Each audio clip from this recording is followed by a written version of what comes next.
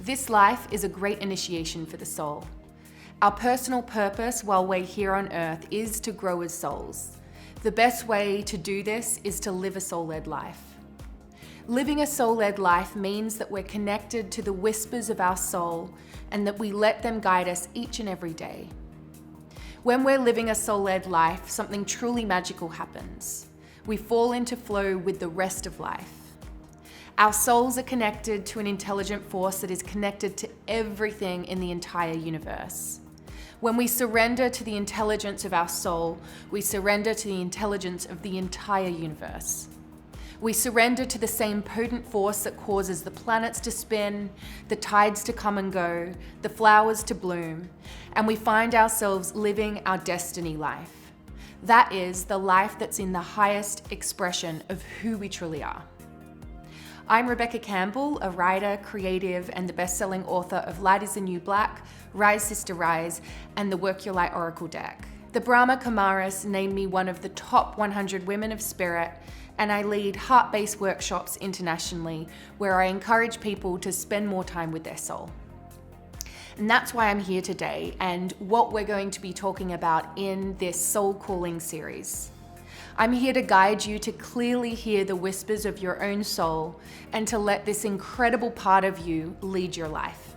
I believe that our soul is always calling us every single moment of every day.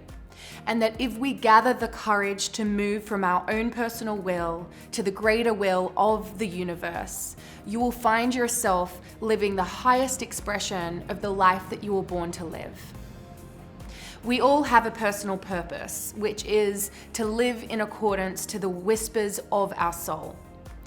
As we are cyclic beings, answering the call of our soul is not a one-time thing. When we answer the calls of our soul, we begin to fall into flow with the rest of life. When we resist the call of our soul, we can find ourselves feeling stuck and out of balance. This period of history has been prophesied by the mystics and sages through the ages as a period of great awakening and change. I believe that some souls on the planet right now have what I refer to as a double mission. That is the personal purpose to grow individually as souls, and secondly, a collective mission to harmonize the planet in their own unique way. Both can be fulfilled simply by tuning in each and every day to the callings of your soul and living in accordance to that. In my experience, those of us who have a double mission can often feel like that there is something missing that they came here to do and like time is running out. If this is you, I want to assure you that the only way to miss the call is to worry about missing it. Our soul speaks to us in whispers, in rememberings, nudges, signs, and in awakening experiences. I've received these throughout my life, but one of the most profound awakening experiences came to me in 2008 during a past life regression. I was taken back to the moment before this life where I received my own personal and collective mission from the Council of Light. I see the Council of Light as being like the United Nations of the spirit world. They are a team of benevolent beings devoted to assisting the raising of consciousness on Earth and all humanity. For those of us who have come in with what I call a double mission, you will likely have received your mission from the Council of Light too. For my meeting with the Council of Light, I was taken to a massive, open, extremely bright, white, luminous space where many other souls were gathering.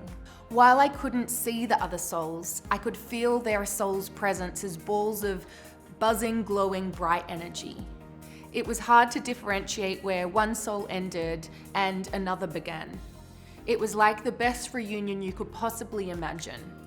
The atmosphere was electric, buzzing with total anticipation, just like before a music concert.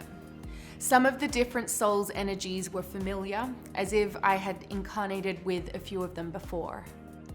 As a group, we were then given the brief for our collective mission this lifetime on Earth. We were informed that in this incarnation, we would use the interconnectedness of new media, communication, and creativity to create a mass spiritual awakening. We were told that our missions would be deeply infused in us, and we would be sent people and situations that would wake us from our slumber early in life. Once we were awake, we were to follow what lit us up, and in doing so, light up and inspire the world around us. As we would do this, it would cause a chain reaction of mass awakening. As each of us connected with and shared our soul's voice, it would harmonize the planet in our own unique way and make it easier for others to do the same. We all then received information on our own personal missions. I couldn't tell you if there were 100 or 100,000 souls there with me, because in truth, it felt like we were all unified. So perhaps you were there too. If you feel like you have both a personal mission and a collective mission, it's likely from the Council of Light that you received them. If this resonates with you, remember that they are always available to guide you every step of the way. So now that you know about the Council of Light and that it's possible that you received a mission from them, you're probably wondering what your soul's mission is. The best way to access what you came here to do is to spend time with your soul and begin answering its calls. Your soul is always calling you, every moment of every day. You're never too old to answer its calls, and it can never be too late. For the truth of the matter is that your soul is always calling. It was calling yesterday, it is calling today, and it will be calling next week.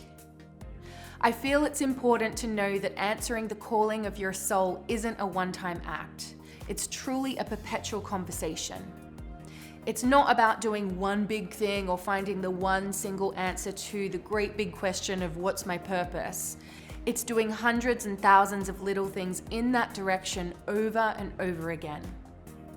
It's through following each and every little call, a step here and a leap there, that we find ourselves living the life that we are called to live. Your soul knows the perfect next step for you. So let's start tuning into the whispers of your soul together. Soul inquiry is one of my favorite tools for hearing the calls of our soul, which often come as nudges and whispers.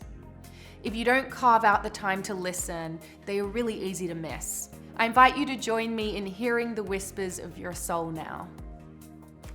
All you'll need is a notepad and pen, and just take a moment to get really comfortable. You might want to sit down on a couch or wherever's comfortable for you. And for just a moment, just put your notepad and pen down and place your hand on your heart. And take a deep breath in here. Really sinking into what's holding you, the chair or whatever you're sitting on, and take a deep breath in. And breathe out. And in the center of your heart, imagine a beautiful flower.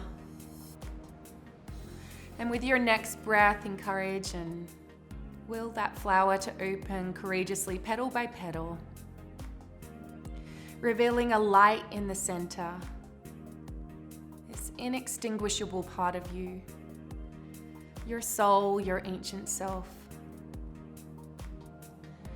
With your next breath, just invite this part of you to step forward. Inviting this part of you to really lead you and whisper to you now. Deep breath in. And breathe out.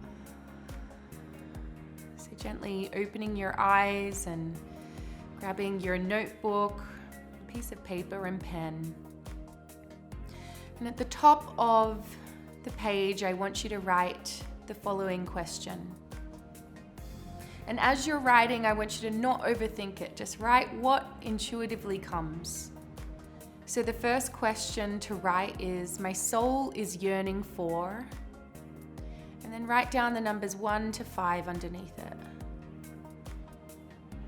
And just take, I'm going to give you just a little bit of time. I want you to intuitively fill in those numbers 1 to 5.